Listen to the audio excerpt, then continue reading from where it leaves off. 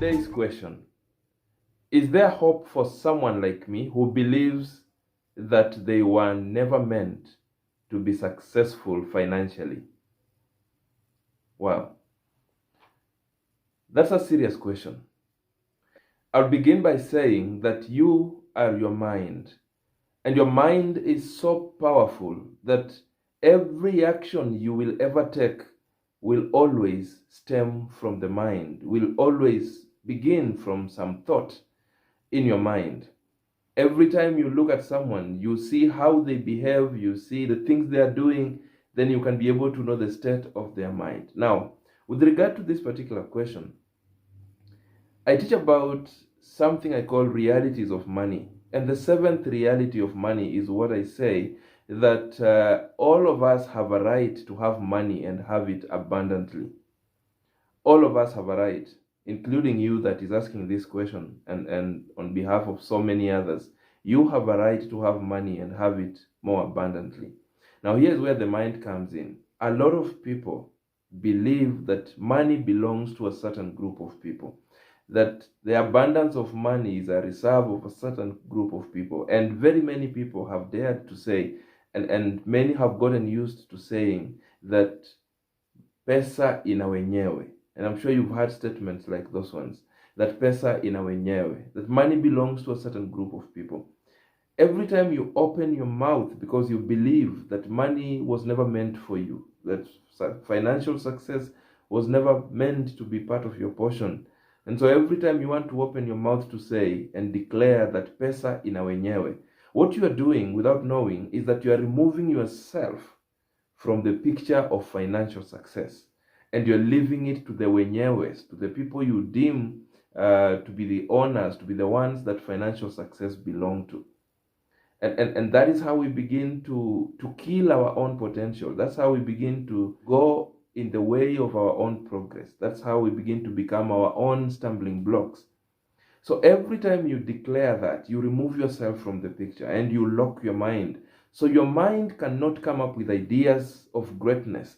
Your mind cannot come up with great ideas that can multiply the money you currently have to begin the journey of wealth creation, because you already believe that that is not a process that is for people like you. You have left it for a certain group of people, people that only you know how they look like.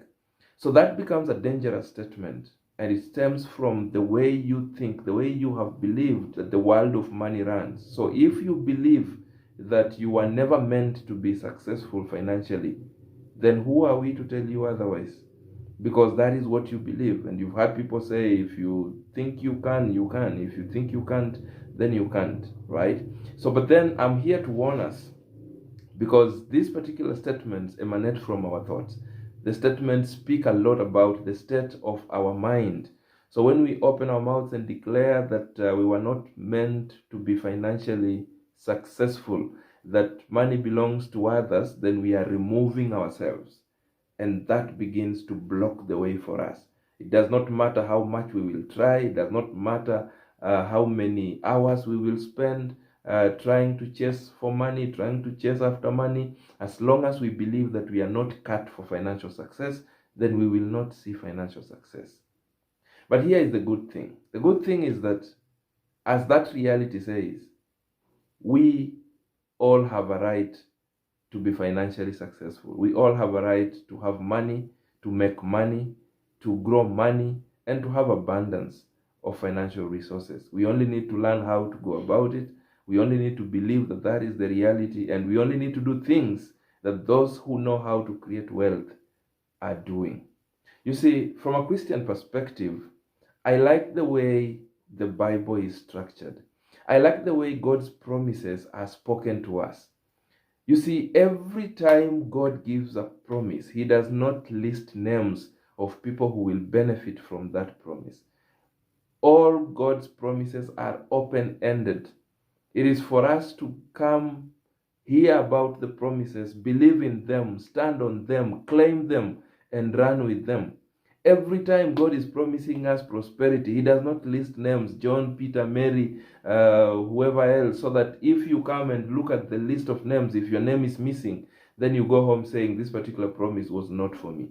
When God is pronouncing his blessings, he blesses us open-endedly. The blessings are for all of us.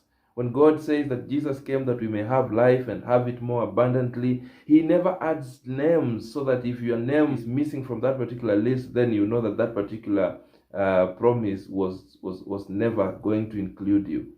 So this prosperity is for all of us. This success that you're calling financial, whichever way you want to define success, is for all of us. What you need to do, first of all, is to believe that you have every right, like any other person, to have money, to make money, to create wealth, and have abundance of it. And then you begin to learn how to go about it. You begin to learn how it is done. You begin to learn how to create. You begin to learn how to retain. You begin to learn how to manage. You begin to learn how to multiply.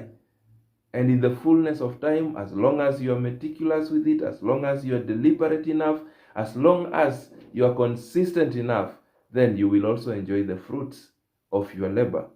And one day you will realize that even you were cut for financial success. Let's keep learning, because you can do better. You can also send in your question through the comment section, or you can inbox any of our contacts as indicated on your screen. See you next time as we answer the next question.